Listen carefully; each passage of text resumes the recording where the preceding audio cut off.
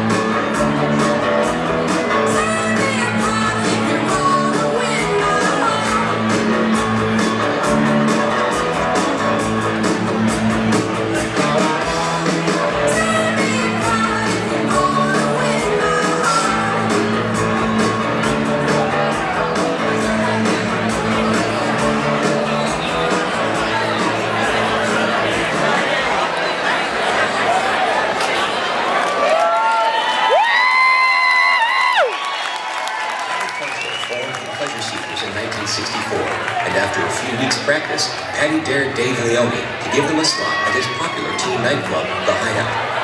Dave put them on stage 2 weeks later, and they never looked back, playing concerts and teen clubs with Alice Cooper, Ted Nugent, and Bob Seger. The original band included Susie and Patty Quatro, Nancy and Mary Lou Ball, and Diane Baker. Later, Arlene Quatro took over piano, and Darline Arnone joined playing drums. In 1964, on the Hideout label, the Pleasure Seekers recorded their first single when Susie Quatro and sister Patty were 15 and 17 years old. Both sides of their first single achieved prominence, featuring Never Thought You'd Leave Me and What a Way to Die, with the latter featured in the 1988 cult classic film Blood Orgy of the Leather Girls. In 1968, they signed with Mercury Records, releasing a second single, Light of Love, backed with Good Kind of Hurt, both charting. The group matured into a dynamic show band, touring the U.S., performing the Sgt. Pepper Magical Mystery Tour Review, as well as a Motown Sound Review. In 1969, the Pleasure Seekers morphed into Cradle, changing direction musically by writing heavier material. The group toured vigorously, playing concerts at pop festivals nationwide, ending with a tour in Vietnam.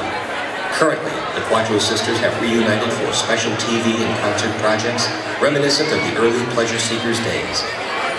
Patty runs Cradle Rock's publishing with sister Nancy and is restoring the original unreleased catalog of Pleasure Seekers and Cradle music, while last August, Susie Quatro released her 15th studio album, In the Spotlight. Please join the Detroit Music Awards in honoring the Pleasure Seekers.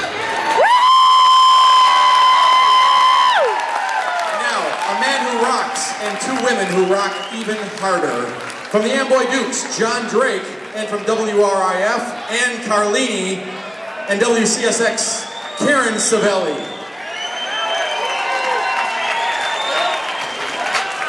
You know, there are a lot of women who are great at rock and roll. In the 50s, it was the women with the bouffant hairdos and the gorgeous gowns. In the 60s, it was the hippie chicks with their headbands and sandals and bell-bottoms.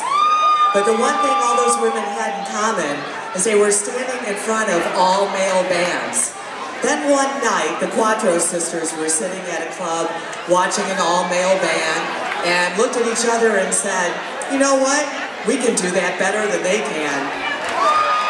So they went home, quietly put on their dresses and their makeup, went back to the stage, picked up their instruments, and kicked some ass. Before the Go-Go's, before the Bangles, before the Runaways, there were the Pleasure Seekers. And you know, you guys, we have to realize the gift that we have in the music here in Detroit. And, you know, I lived it back in the 60s and early 70s, but the girl bands really influenced me personally to get into radio because they said they could do it, and then I said, you know what, I could go on the radio and do the same thing. And these guys guys did it. They've been around for a long time. But they're awesome. The Quatro girls, they are awesome. And somebody else that's awesome that is going to present their award, John Drake. I have been a fan of his forever. I saw him for the first time in 1967 at Southfield High School with the Who. Welcome from the Amboy Dukes and solo singer extraordinaire, John Drake.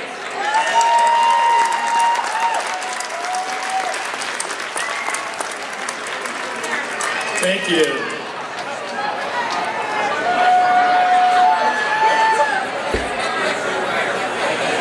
In 1964,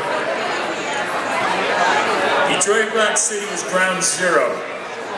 A Renaissance era was beginning with Motown colliding with the English invasion and an amazing, raw, gritty energy spewing forth from Detroit's own music community of young teens. The young Quatro sisters grew up in a musical family with Dad Art, a renowned band leader, and Brother Mike, Detroit's first concert promoter, a keyboard prodigy. Not content to be buttoned up and pigeonholed, the young Quatro sisters at 14 and 16 dared Dave Leone and Punch Andrews of the Hideout to put the band on stage. 2 weeks later, they did the first 3-song set and never looked back. The girls from the garage had arrived. On a fast trajectory, the Pleasure Seekers and Cradle quickly gained respect and admiration of the musical community, touring the country, playing festivals, and kicking down many doors for future female musicians who wanted to rock their music.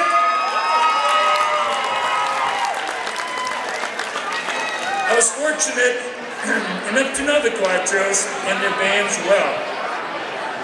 Witness their spunk, their attitude, their outrageous musical abilities to rock with the big guys as they paved the way for many to follow. Give it up for, here they are, the girls from the garage, the Pleasure Seekers and Cradle.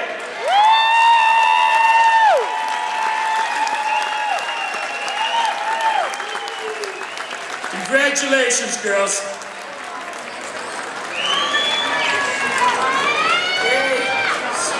I can't tell you how amazing it feels back in Detroit. This is our home. This is where it starts and stops, the musical community. Amazing. That's why this means so much to us. Our heart never left Detroit. This is it. Susie's here with us tonight in spirit. She told us not to break a leg. And yes, we're a little older now, but we will rock till we drop. That's just the way we roll. So I want to thank all these awesome women that we played with, and we really accept this for all the women carrying the flame forward. We had a rough time getting executives to take us serious. A really rough time. Had to kick down a lot of doors. Not the musicians.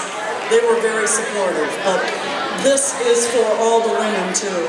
Rocking out there. You rock your dreams. Detroit women rock. We've seen it tonight, and I want to say that Serridge was one of the greatest girl drummers of our time.